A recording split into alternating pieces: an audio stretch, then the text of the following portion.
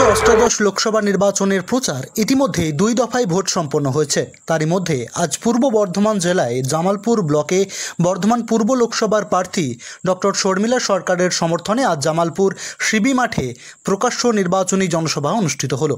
আজকের সভায় মূল বক্তা ছিলেন তৃণমূল কংগ্রেসের সর্বভারতীয় সাধারণ সম্পাদক অভিষেক বন্দ্যোপাধ্যায়। উপস্থিত ছিলেন মন্ত্রী স্বপন দেবনাথ ও মন্ত্রী সিদ্দিকুল্লাহ চৌধুরী সহ বর্ধমান জেলা তৃণমূল কংগ্রেসের সভাপতি ও কাটোয়ার বিধায়ক রবীন্দ্রনাথ চট্টোপাধ্যায় ও জামালপুরের ব্লক প্রেসিডেন্ট মেহবুব খান, জামালপুর বিধানসভা কেন্দ্রের বিধায়ক অলোক মাঝি ও বর্ধমান জেলা তৃণমূল কংগ্রেসের এক ঝাঁক নেতৃত্ববৃন্দ। আজকের সভা থেকে কেন্দ্রীয় সরকারকে চাঁচাছোলা ভাষায় আক্রমণ করলেন সর্বভারতীয় তৃণমূল কংগ্রেসের সাধারণ সম্পাদক অভিষেক বন্দ্যোপাধ্যায়। বক্তব্যের মধ্যে মূলত অভিযোগটা ছিল 100 দিনের টাকা বন্ধ, আবাস যোজনার ঘর বন্ধ করে দেওয়া ইত্যাদি। আমরা সকলে শুনে নেব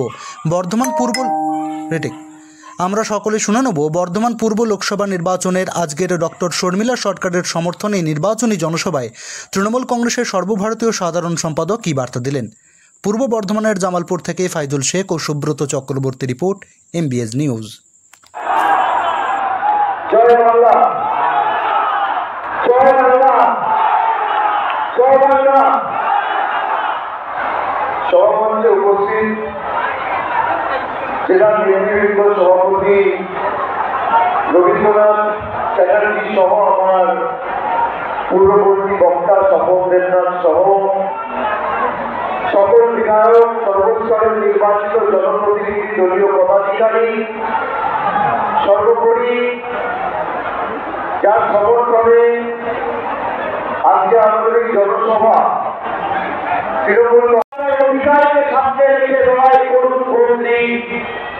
অনেক জায়গায় মায়েরা, দিদিরা, বয়স্ক মানুষ সকলে আমাকে অনুরোধ করেছিল যে 100 দিনের টাকা পাই না, 2 বছর ধরে কাজ করে বাড়িতে বসে আছি, আমার 8,000 টাকা ডিউ রয়েছে, কেউ বলছে আমার 10,000 টাকা বকেয়া রয়েছে, কেউ বলেছে আমার 12,000 টাকা বকেয়া রয়েছে, কেউ রাস্তায় ধরে আমাকে বলেছে মূল্যবৃদ্ধি।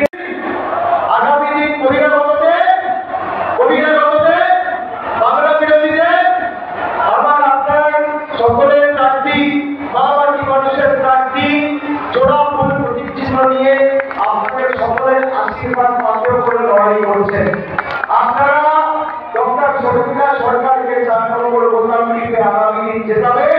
বাকি যে ভালোবাসার দিকে আজকে আপনারা আমাকে আবদ্ধ করলেন, পূর্ব বর্ধমান লোকসভা কেন্দ্রের দায় দায়িত্ব উন্নয়নের দায়ভার আমি আমার সাথে আজকে তুলে নিয়ে যাচ্ছি।